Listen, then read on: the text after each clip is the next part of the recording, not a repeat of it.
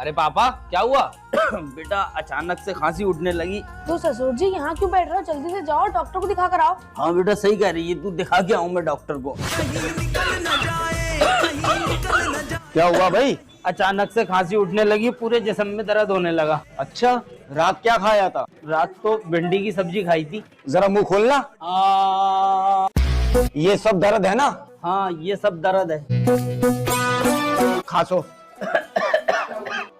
मेरे ख्याल से तुम्हारे जिस्म में ठंड से दर्द हो रही है और खांसी भी हो रही है। बाकी डॉक्टर साहब आते होंगे, वो बता देंगे। डॉक्टर साहब आते होंगे तो तुम कौन हो? मैं भी मरीज हूँ, मेरी भी यार पेट में दर्द हो रही है यार, दिखाने आया हूँ। डॉक्टर साहब का इंतजार कर रही हूँ।